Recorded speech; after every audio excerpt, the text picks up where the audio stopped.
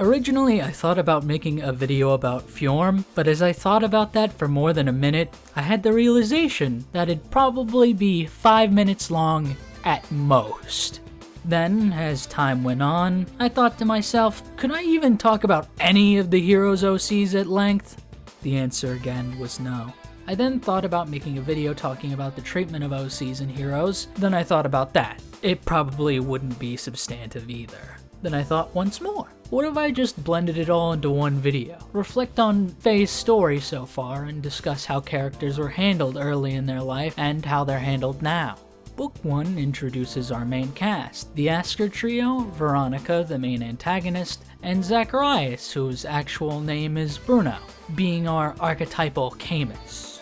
The story wasn't very engaging or interesting, but it was just the start. It did everything it needed to in establishing our main players, teaching us that Asker and Emblem have a murky history and the planting of the seeds for their lore, and with the nations of Asker and Emblem establishing the usage of Norse mythology for the game's story. My best friend is Norwegian, so anything I mispronounce is spite, not ignorance. We would get to know the surface level of the Asker siblings, with Alphonse being the more responsible and book-smart of the two, with Sharena being a cheery and sociable person, actively wanting to be friends with all the heroes summoned. Unironically, Sharena is the better of the two from a lore perspective, because Asker revolves around being open. Sharena's outgoing and friendly nature feels like she inherited it from the god Asker himself.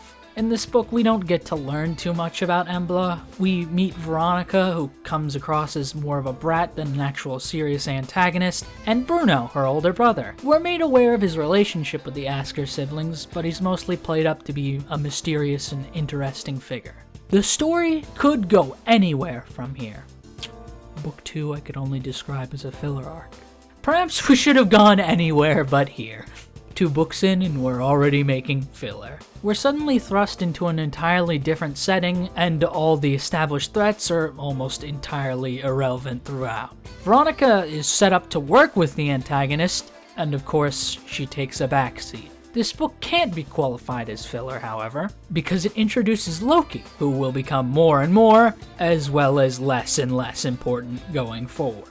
The story revolves around the gang helping VIII and friends defeat Surtur. Surtur is probably one of the most boring one-dimensional villains ever made, so he's not exactly compelling or interesting to watch. He is introduced by killing Nifl's unnamed queen and then Gunthra, a character that was using the Right of Dreams to communicate with us to help save Nifl. Kind of messed up IS would kill our dream girl immediately, but sure. After she's gone, we're left with VIII, who becomes a romantic interest to the player, so she's bi. Or in the case of Fire Emblem, protagonist sexual. Gunthra seemed a bit like she was leaning that direction, but she's dead now, so we'll never know.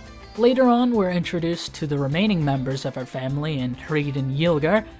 They will not be relevant later. The only positive thing I can say about Hreed is he's one of the few male OCs where being forgotten is the best outcome for him.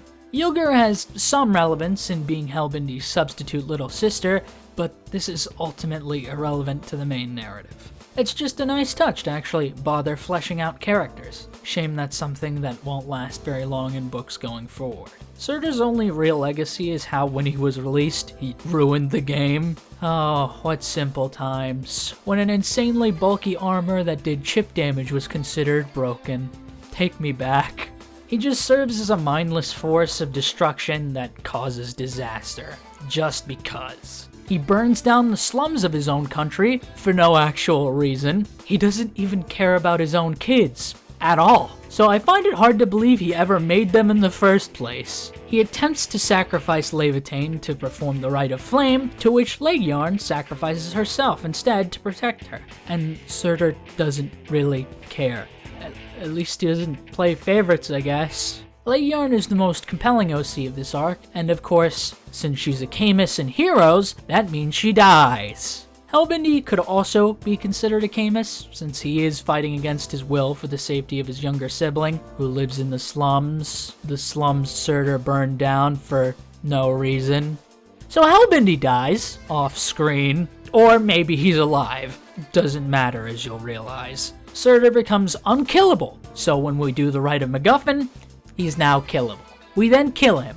The story ends. Fjorm returns to Nifl to ask Freed to rule in her stead, as she wants to stay with the Order of Heroes. It is then implied she's dying, and her decision to do so is not only because she wants to stay with us, but because she likely wouldn't rule for very long. It's been 6 years since then.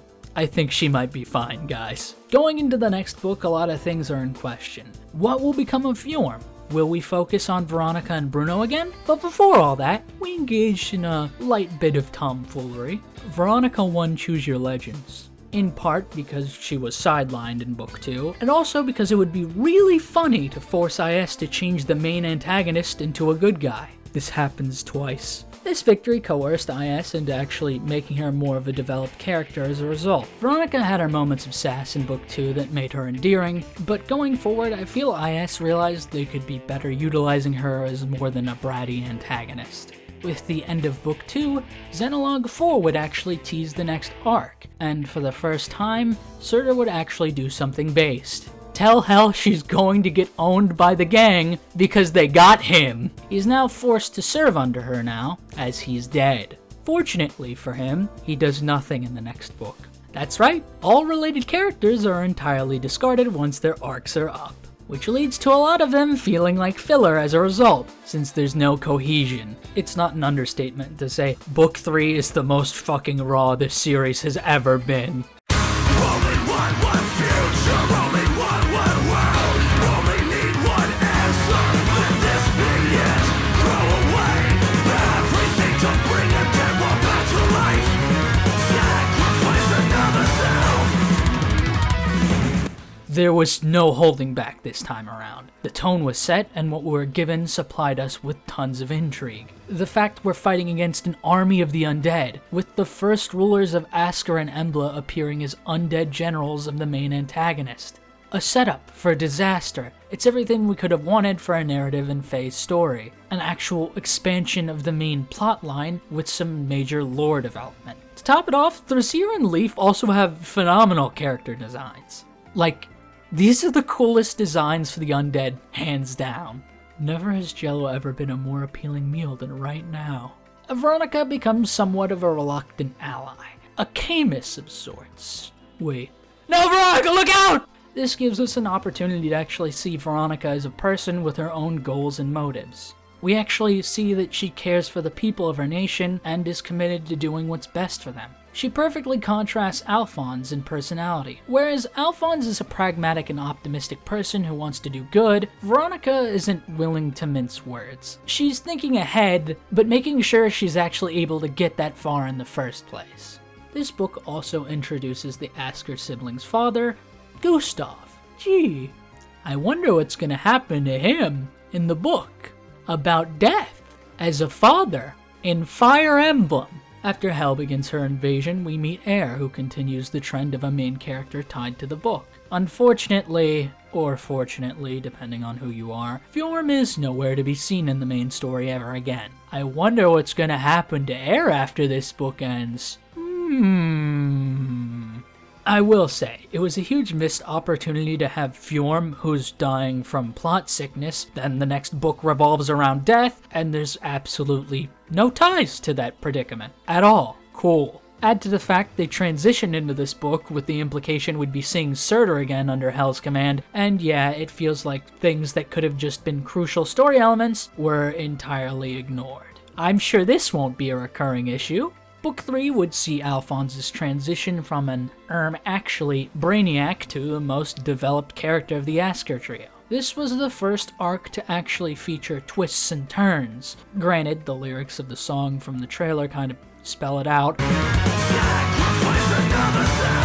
But I can imagine there were those who didn't immediately pick up on it. The visuals presented in the trailer were absolutely phenomenal. The fact they showed Sharina being killed by Hel initially felt like foreshadowing of events to come, but with hindsight was actually showing what has already happened, being a memory from the perspective of Leaf, who's in fact not Leaf, but Alphonse from a different world, one where they failed to defeat Hel. Leaf serves as a perfect foil that helps to fully develop Alphonse as a character. He is a direct representation of the person Alphonse is capable of being, seeing his good-natured heroism be distorted.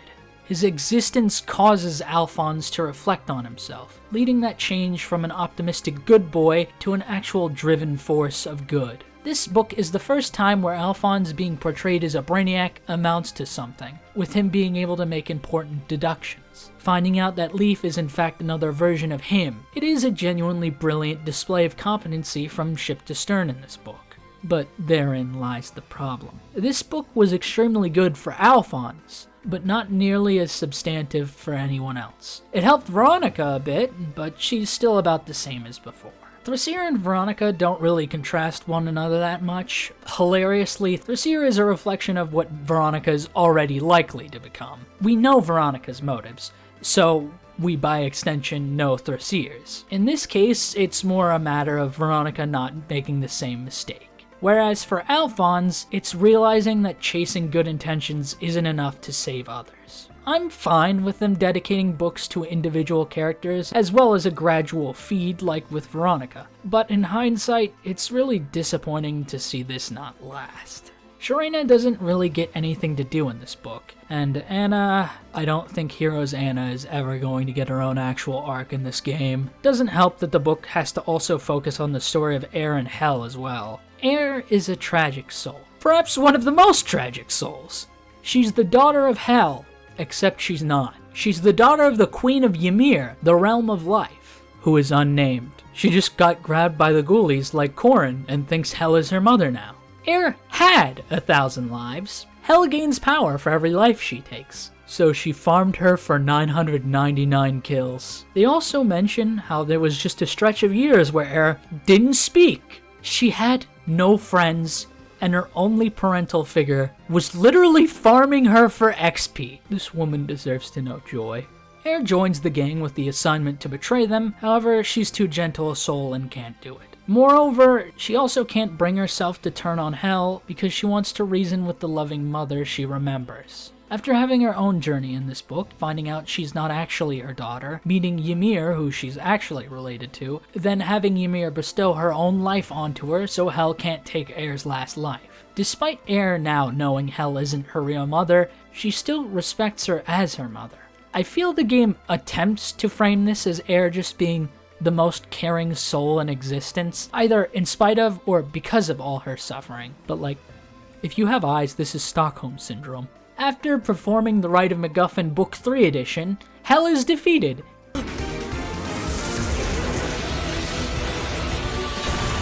Yippee! Fjorm is no longer dying as a result. I'll believe that. You may notice I didn't really mention anything that characterized Hell. Well, that's because there is nothing. Another book where the villain is completely one-dimensional. At least in the case of this book, there's an excuse. She's literally death. You expect to just play Yahtzee with her or something? Leaf and Thracier serve as the actual substance for antagonists in this book, being a step up from Legyarn, who was okay. Still not a great precedent, but we're actually getting more substance in the narrative. After the last book's tremendous efforts to flesh out Alphonse, what would Book 4 hold for us? Not much, sadly. We focus on Sharena, which is great, but this is an even number book. For some reason, in Fae at this point, all the even book numbers feel like complete filler, and this book would see to it that becomes a trend. It feels like they spent 2 years cooking Book 3, but had to make Book 2 in the meantime, so they just used AI Dungeon to write a story for it while they finished the story they actually put time into. Book 4 felt like they were booting up AI Dungeon again, so they could get to work on Book 5. Book 4 revolves around the world of dreams and nightmares, with fairies being the new beings brought into the mix. So you know what that means. No more Air. Join Fjorm on the bench, baby girl. Air is probably the most compelling book lead, which makes it really apparent how detrimental this approach to its cast is, putting book leads away like an old toy. Freya is the main antagonist of the book, and once again, another one-dimensional villain. She's incredibly shallow. She wants to wipe out the waking world, because they took her big brother away from her. Did mortals kidnap him? Kill him? No. He just gives them too much attention. Great motivation. Also, he dies early on, so who even cares? The meat of this book's narrative focuses on Sharena and her relationship with Peony. Peony makes it apparent she knows everyone because she's interacted with them in their dreams, but they can't remember her because that's just how things work with dream fairies. There's also Mirabilis, who's Eepy. She helps the gang, at least when her eyes are open. The parallels to Thrasier and Leaf would be Freya's underlings, Triandra and Plumeria. I say parallel because they're the antagonists with actual depth, but they're nothing too compelling. They have tragic stories that make me feel for them, but this book feels noticeably rushed when getting to all its story beats, which you'd expect from a mobile game that cranks these out once a month, but Book 3 proved they could run a smooth sail already. It's explained that all the fairies used to be people that came from miserable lives and died tragically, being given a chance at a better life in the world of dreams thanks to Freya, allowing for them to become fairies. It sort of ties in with her motive for hating the waking world, but for some reason when structuring the narrative, they chose to focus on her being an obsessive little sister instead. It also hints at Freya having an underlying kindness that is entirely absent until the need to make us feel bad for her at the end. They pose an interesting possibility in implying Peony and Sharena may have actually swapped lives, with Sharena being able to recall a lot of things about Jotunheim, and there was a girl that looked just like her, that girl being Peony. The possibility that this entire time, Sharena wasn't actually Sharena. This sets up an interesting dilemma about family in general, but of course, this is asking for serious ramifications to get explored. So instead we just get Peony telling Sharena that it doesn't matter and she's definitely the real Sharena, for real. Great. Ignore the fact that this would be something massive for not only her to process, but also Alphonse and their mother Henriette, who is a widow, by the way. There isn't really a point where Alphonse resolves to say that no matter what, she's his sister because they've been together through everything. Just a matter of him also not giving it much thought. This is an existential crisis, and we're just glossing over it. Sharena isn't Sharena. You know why I think this? Because after this chapter, she's never a focus again. Such is the fate of a non-royal in Fire Emblem. Ike has a fucking iron grip on that non-nobility protagonist patent. Realistically, the fact Peony is established to have been Triandra's sister back before they became fairies made this impossible to be true, since they keep up the fact that they are in fact who they were throughout, making the entire Changeling plotline just a what-if that doesn't really add anything. Freya and her relationship with her two subordinates actually had room for depth. Depth that gets explored a little later, which makes it unfortunate she was only really used as a spoiled brat goddess in Book 4. The theme of her being so absorbed with her old family to the point she actively damages her new family is a tragic narrative that makes her sympathetic, but that's only spun at the last minute and feels cheap. The theme would have also paralleled Sharena, assuming she isn't the original one. The fact that family is the people that will stick by you for who you are. It's a decent blueprint, but they just didn't follow it. However, this book would end with an interesting tease. Leaf and Thrasier show up again for Freya. No way! The plot is gonna have focus again? Book 5 Nights at Fnafnir's.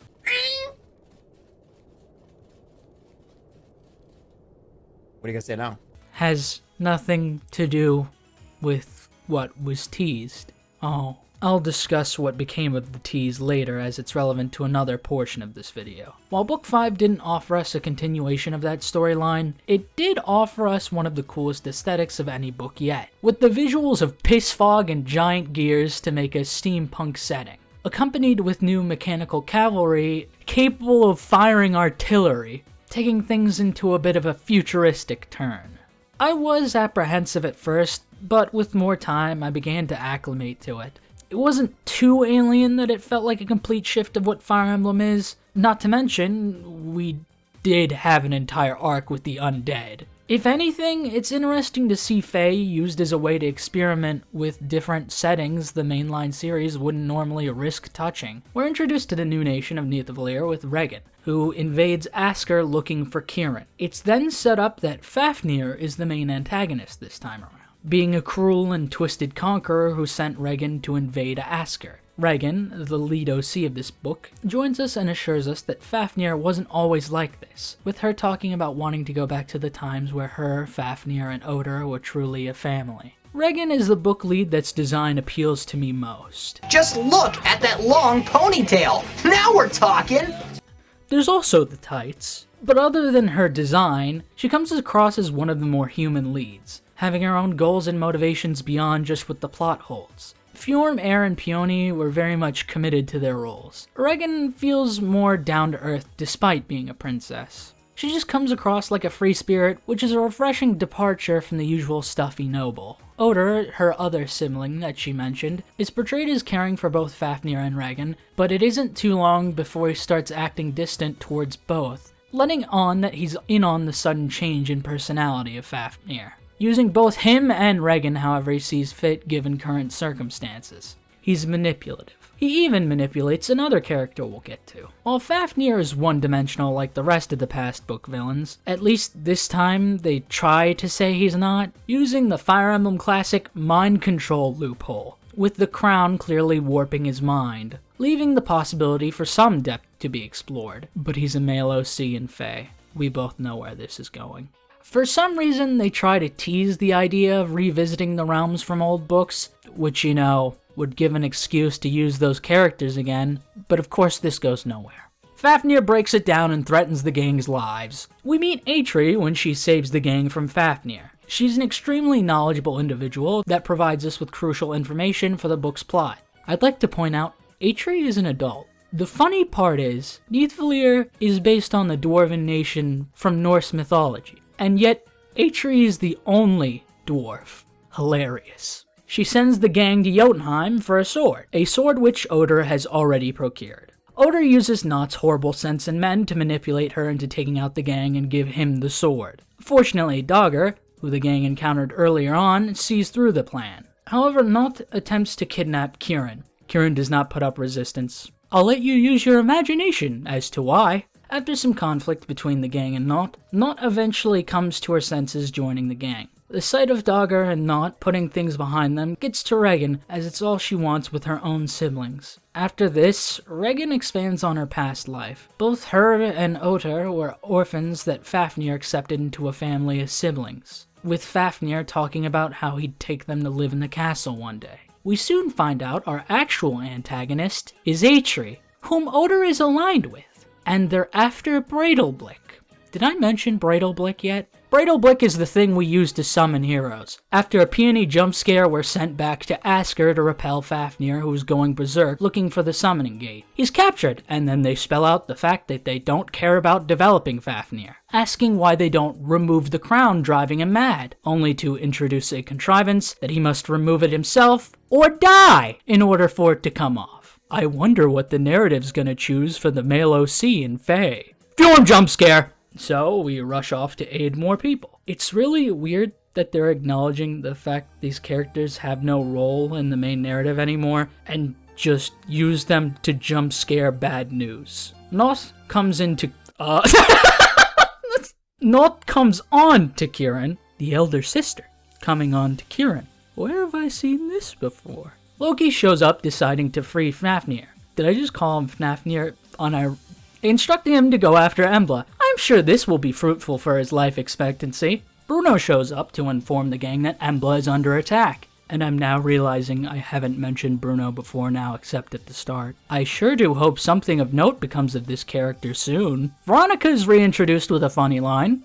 This book started with a flashback establishing how Fafnir was actually summoned to this world, with the fact it being him, as well as the fact it was a flashback, being withheld from us for obvious reasons. But it also established that our enemies have access to a weapon exactly like Breidalblick. This is retrieved in Emblem, causing Fafnir to start piecing things together. Loki hints at a greater threat down the line in the Allfather, and destroys it before fucking off for the rest of the book. Fafnir realizes that he's been summoned here and he just wants to go home. I can't believe I'm saying this. The gacha game executes this plotline better than the main series game. It's not saying much. Impressive stuff, truly. After Fafnir comes to his senses, he's then forced into becoming a mindless beast so he can go on a rampage before we're forced to kill him. In the midst of the chaos, as Oder is defeated, he exposits his life story, explaining how he was just taken into nobility because his father was handsome.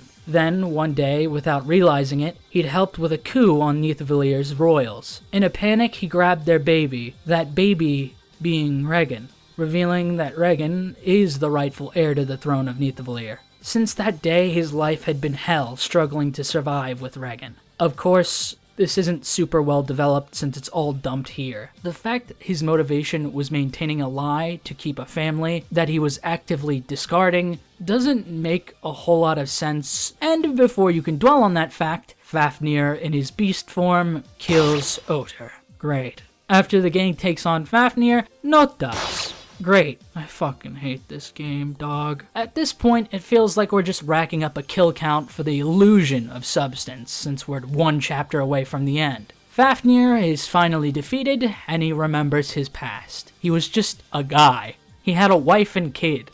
Before his last breath, he offers Regan comfort in saying that he views them as his real family as well. The tragic irony in Otter not wanting to lose Fafnir to his real family, only for Fafnir to reveal that they were included in that family. It's something that would hit harder, were it not crammed in so hastily. Speaking of, next chapter is the last chapter. So we confront Atri, who reveals she's been overseeing the continent for centuries, managing to put their essence in a new body every time they expire. Even explaining that many historical figures in Nithvalir's past were all her. She used to serve under the original king. Her motivation for doing all of this is that she wants to protect the kingdom from Asker. That's right, this motivation doesn't make sense. I love dog water writing that's justified by, they were crazy. Atri goes on a, you and I aren't so different after all, Batman, tangent before she turns to dust. Roll credits. It feels like I was meant to go, damn, she's right. But I can only think, what a fucking idiot.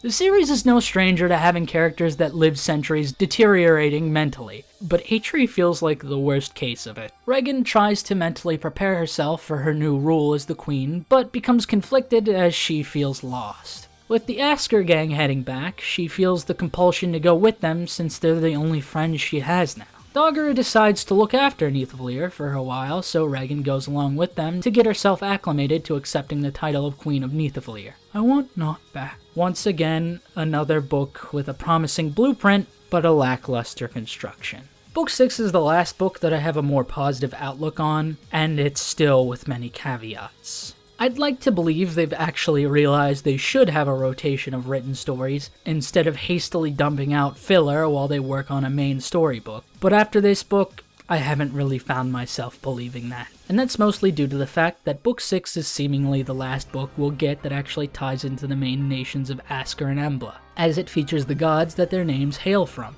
I'll say it, I think Ash is the cutest book lead. I just want to pat her on the head until my wrist snaps. But yet, once again, won't be seeing the past leads involved with this story. So you know what that means for her next book. This book starts strong. While Asker and Embla are somewhat allied from past events, not all of Embla is in favor of allying with them. This is where Letizia and the Curse Directive comes in. Letizia is an Emblean royal who was treated poorly due to her background.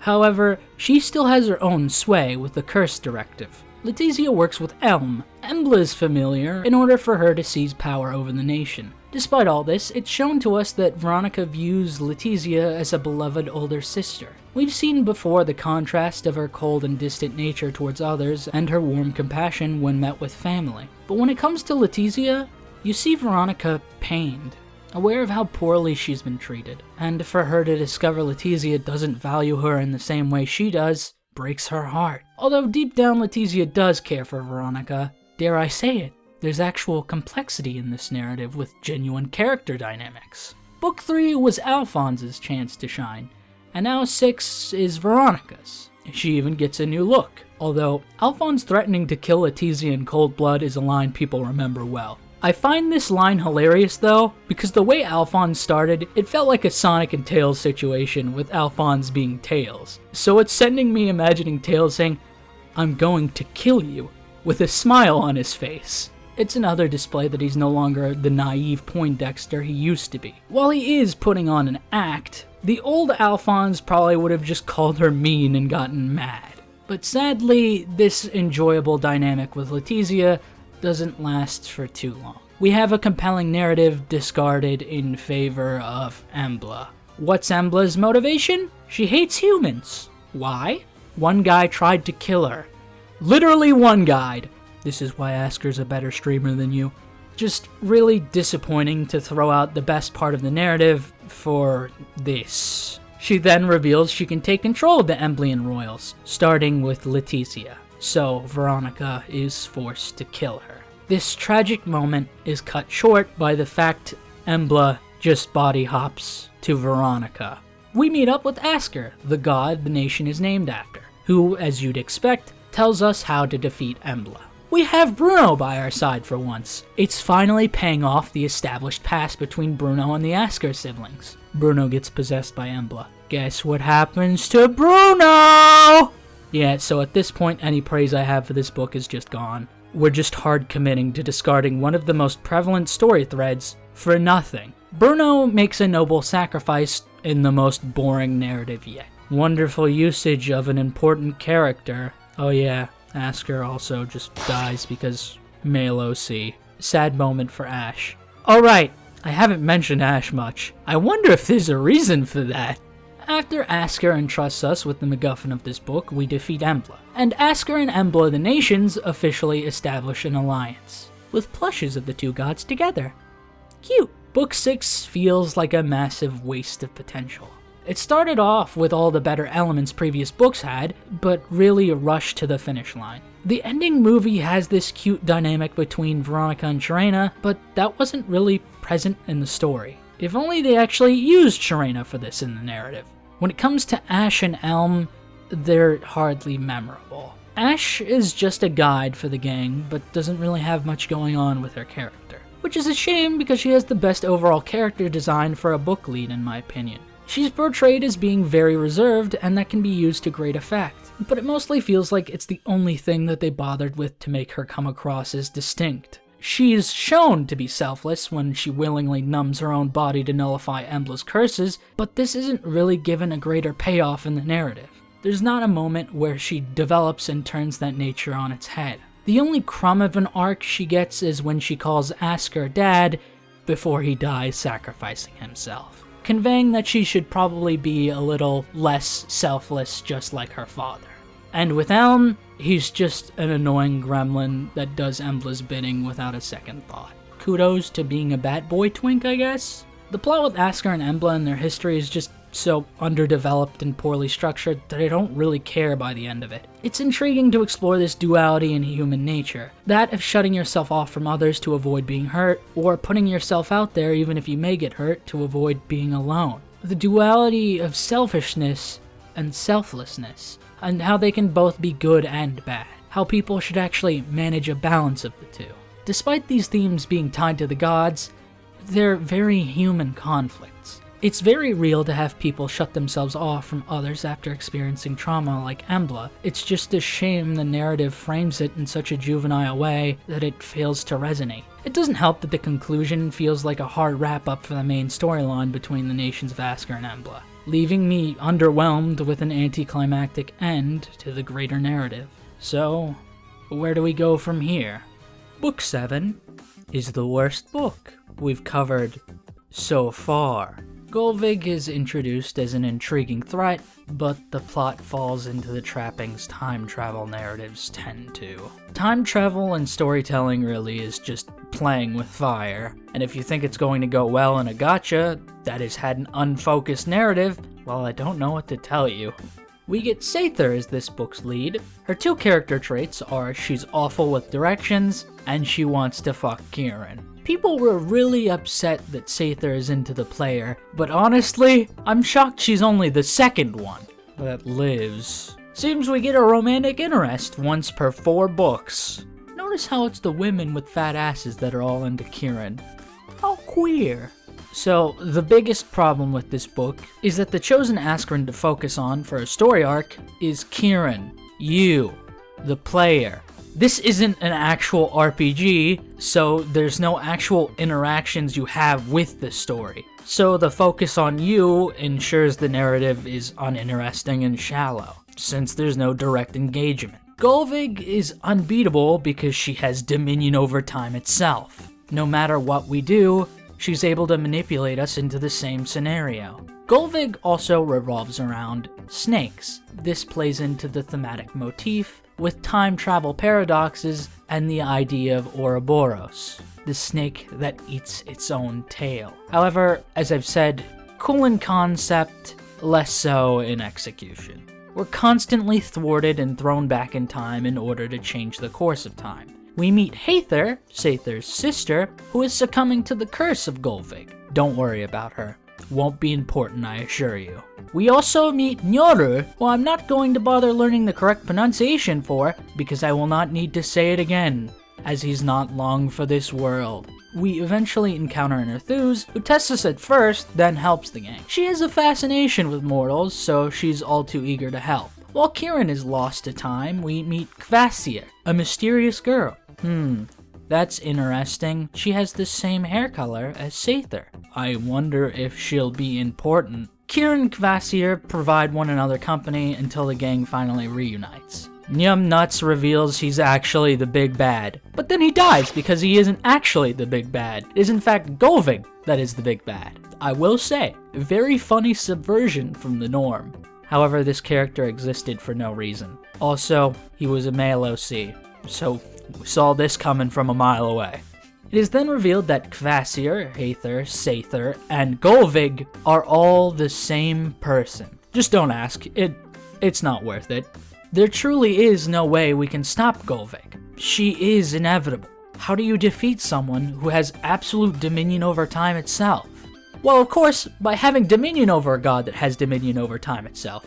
So, Golvig won Choose Your Legends, so he could actually defeat her. Despite IS being forced to include Brave Golvig in the story chapter, she of course has nothing to do with the actual story. Wonderful. They were given an open layup, and they chose to miss. Instead, Sather just gets the resolve to defy time itself and defeat Golvig. Roll credits. The book wasn't really substantive because it chose to revolve around the one character that can't be developed, and the actual OCs got little of anything substantial for their own character growth. It just felt like an extremely by-the-numbers book. For a story revolving around time, it felt like a waste of time. The only neat touch to the theming of time being mixed around is that the chapter numbers were mixed out of order. Other than this book giving us the only good game mode in the game, I was starting to feel checked out of the story at this point. Which brings us to the final book so far, in Book 8. Book 8 poses an interesting setup, this conspiracy to dissolve the alliance between Asker and Emblem to sow chaos, but it's ultimately irrelevant to the actual core plot, so it sucks. Early on, the book was interesting because it was tying in directly with pre-established concepts. You know, the thing a cohesive narrative tends to do. But there were alarming signs. The threat that Henriette may be killed off in this book also didn't sit well with me. Henriette has dialogue that hints at the possibility of her having dragon powers, going on about how she can't fight. So if they really did just kill her off with absolutely zero expansion of her character, wouldn't be very happy with that. Add to that, the fact that this book reveals Veronica has a living, ruling mother who is unnamed and nearly dies. I'm so close to done with this game's story. We lost Bruno for nothing. You can't keep doing this to important in-universe characters. At the beginning, we get introduced to this book's lead-in, Ratatouille. Finally, some good fucking food. She tells us that her family is coming to try and sabotage Asker and Emblem's alliance, with the intent to assassinate their royals. Her being tasked with assassinating Alphonse, but ultimately not being able to. After she joins the gang, she tells us about her past and how she wants to restore her crumbling family. They were once the healing hands and helped people, but now they're the quieting hands and kill people, wanting to go back to the times where they felt like a real family. Now where have I heard this plotline before? We soon see she has multiple siblings. And when I say multiple, yeah, I'm sure screen time is gonna pan out well for each and every one of you. 5 kids. This mobile game struggles to juggle 2 characters in one plotline. Having us deal with 5 players we're supposed to care for in some capacity isn't exactly a winning recipe. And Ratatouille's in the same dish. After we get acquainted with our main antagonist, he reveals himself to be the least one-dimensional antagonist yet, and yet, somehow, still the dumbest one. The entire reason he made the shift from the healing hands to the quieting hands is because he healed a corrupt king who proceeded to kill all his children and hold their lives over him until he granted him immortality. It took finding out they were already dead for him to just kill him off. The way this is presented is so rushed and only serves to make him look like an idiot. I do not feel sympathy for him. After a while, Eikthyr reveals why he's the only family member that's been entirely distant every time we've seen him, with him being aware they're all homunculi created with the souls of Lythra's children, with Lythra himself revealing that he's been killing them off repeatedly when they lose purpose to him, as he starts to do just that. He then makes the claim that by putting Kieran in the same scenario he was in, it will somehow Zenkai boost Breidelblick to resurrect his kids. This has no payoff, by the way, this just gets dropped. When writing this video, it didn't even occur to me the book was ending at this point. I didn't include it in the thumbnail because I thought it'd be too soon to comment on it definitively. Also, it would ruin the composition I came up with. The last chapter dropped while I was writing this, and they accidentally dropped the chapter early in Chain Battle. Playing the chapters without context made me realize just how nothing the book's story has been. I felt nothing. I did not care that it was over with no dialogue. And after actually seeing the final chapter, it didn't get any better. The twist he was also a homunculi and offed himself to be with his kids is so bizarre and out of left field. For him to then come to this realization and immediately decide, you know what, everyone I killed isn't dead now, but I am. Bye bye!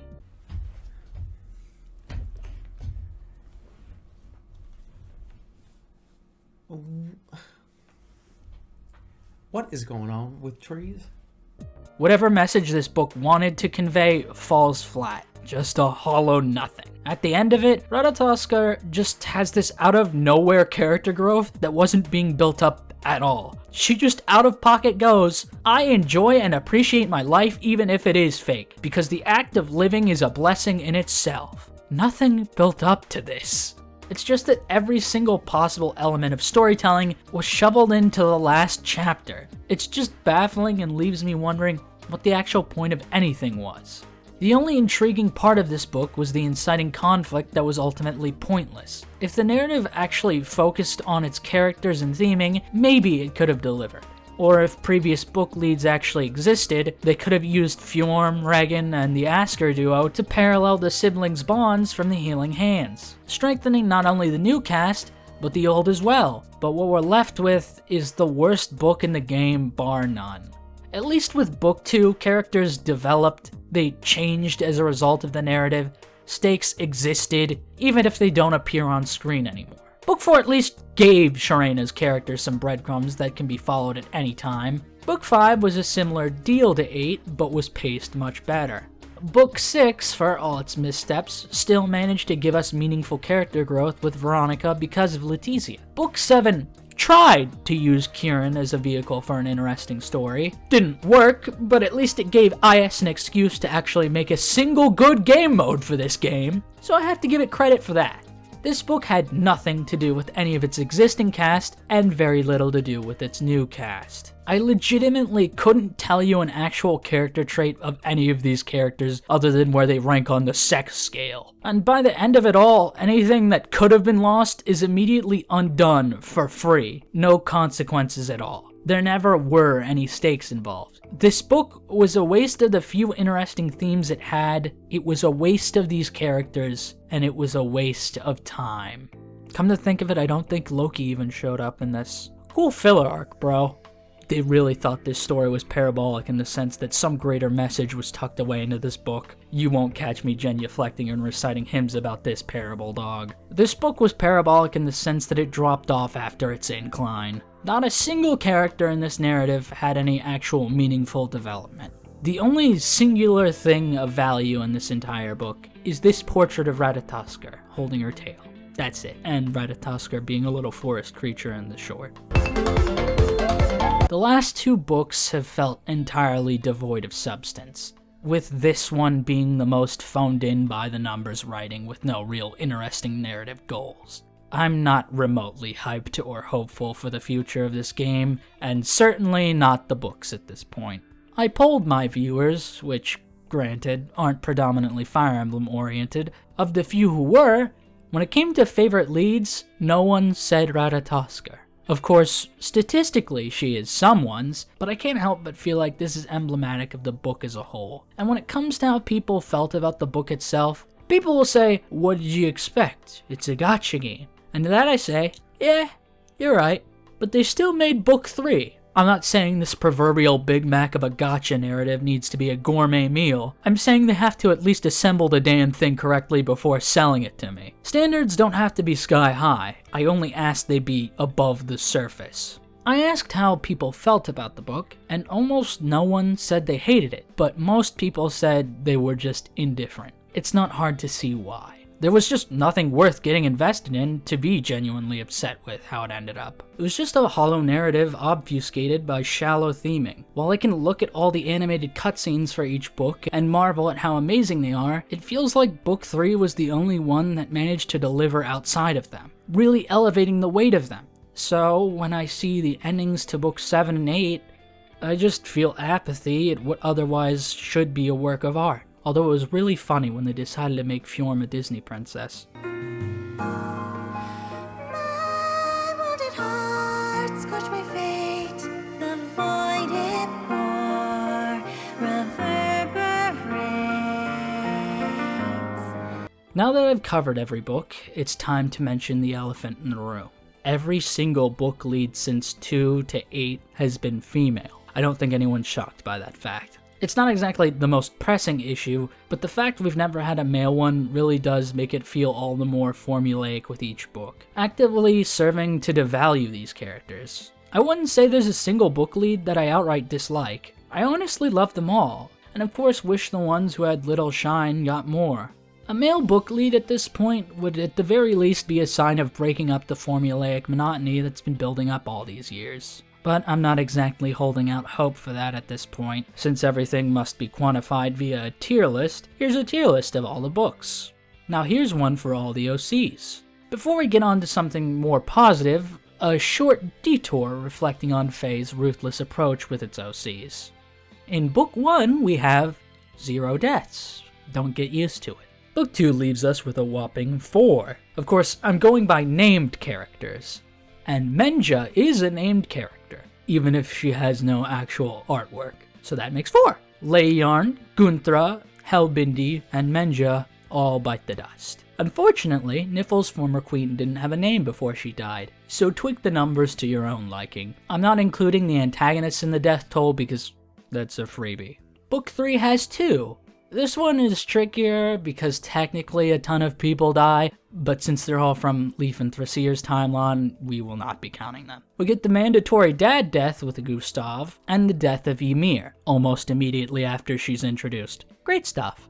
Book 4 would have 1 death. Freyr does nothing and dies. Cool trend for gods to have in the series. Book 5 offs 3 characters. Fafnir and Oder promptly killed off once they're no longer needed for the narrative. Classic stuff. But hey, Not gets in on the same treatment. See, they can still kill hot women off for no reason too. Book 6 has 3. Letizia, Asker, and Bruno, all in the dumpster. Bruno's death is the most insulting, as he'd been a crucial part of the world building and was seldom used for anything meaningful for his own character. His only chance to shine is in his own sacrifice. And that's just the most shallow use of a character that still had more to offer the narrative. It doesn't come across as this tragic, heart-wrenching moment. It only comes across as him being discarded because the writers don't know what to do with him anymore. Having his character perpetually snowballing only for it to be shattered in the most anticlimactic way before it can actually build steam. Genuinely the worst death in the entire game. So far. I have faith we can top this. Book 7 has 1 death, with this idiot. Just like Freyr before him. I don't know if you count Hathor and Kvasir, since, you know. And Book 8 would have 0 deaths. Rasvelg and Nidhogg die, but they also come back. So it's 0 for this book. That brings us to a total of 14 recorded deaths, with 8 of them being male OCs. So if Rasvelg and Nidhogg stayed dead, it would have been a 50-50. It's so funny they shot themselves in the foot with the ratio at the last minute. Now that the funeral procession's finished, what's the deal with the OCs that still linger?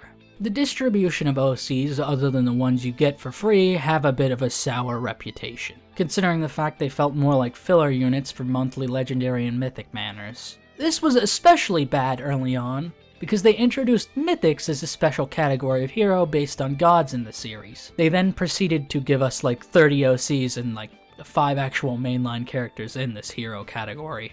One facet of the game that did a better job at keeping OCs around is the decision to tie them all to the yearly New Year's banner. This really isn't much, but it is where the impetus to keep them around started. As time went on, the game would introduce new game modes, with the biggest boon to the OCs being forging bonds, or as it's sometimes referred to as forming bonds. This was an opportunity to write mini-narratives with new heroes to acquaint new and old fans to the characters, as well as provide a way for this series' crossover game to actually utilize the fact it's a crossover, seeing heroes have actual conversations with other heroes in the series. Early on, there was always one character that would bounce off of Fjorm for their narrative, which led to people calling it forming bonds. As we got more and more retired book leads, they too would assume a similar role in the game mode. Book leads have interacted with one another in forging bonds, which is nice to see, but those are few and far between since the primary focus of each forging bonds is the new heroes. So typically they serve as separate narrative guides for different heroes. It was a genuinely great usage of its OCs and overall great for the heroes featured in the game mode. But of course, this wasn't super substantive for them as they tend to fulfill a supporting role, meaning their own development is rather limited. So, we would then see another initiative to push things even further for the old book leads. Tempest Trials would also serve as a vehicle to give more story to the cast of past books, with an ongoing main narrative for the OCs to follow, getting somewhat of a sequel book in a way. It began with Fjorm getting an Ascendadult, establishing these new versions of the heroes to tie in with more OCs that fill out the lore, with Nifl and Muspel, the gods of their respective named realms, also being present in the story. Leyarn would be resurrected by Muspel, and Fjorm would be forced to defeat her, with them both serving as champions to their god. These narratives would of course span multiple different Tempest Trials. We would then eventually get on to Book 3's continuation with Ascended Air and the antagonist Ganglot. IS would then remind us what Peak looks like. Straight life up inside like a savage beast. I must weak this blade with true purpose.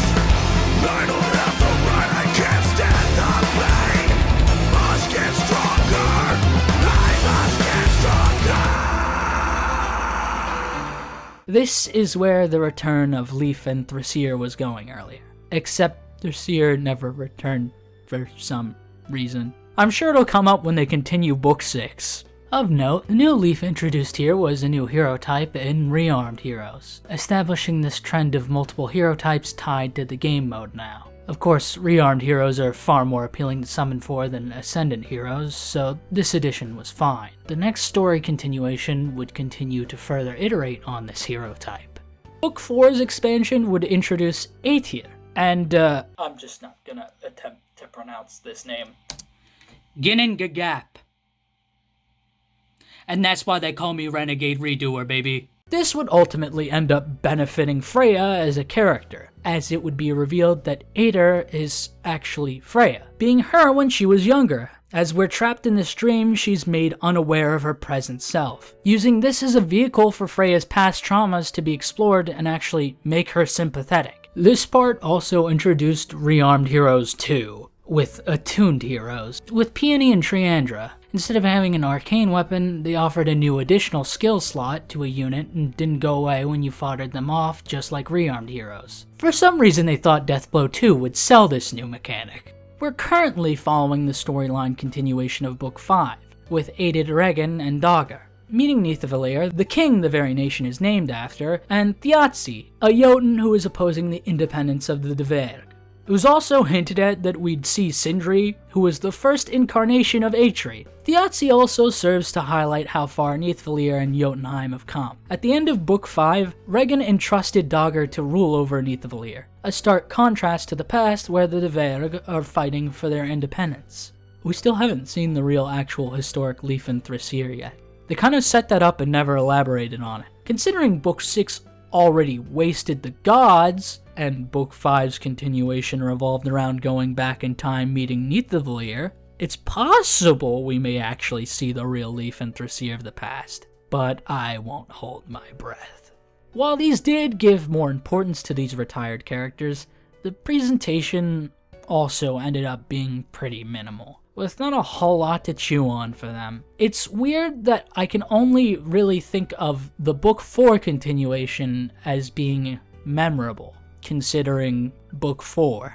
And considering they were just a way to market and sell new hero types to the player, yeah, I'm not exactly too positive about this. I would say I hope they find more ways to expand upon their OCs, but I think that ship has sailed at this point.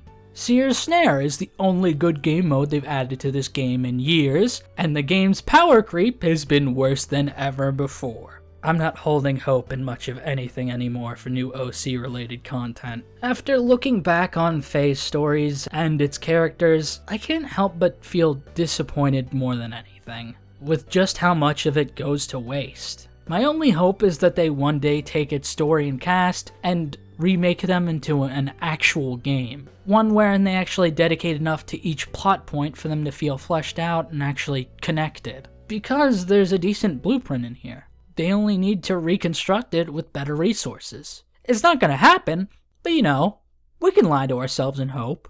I also just want to see more art of Sharena, Regan, and Sather. Make them kiss.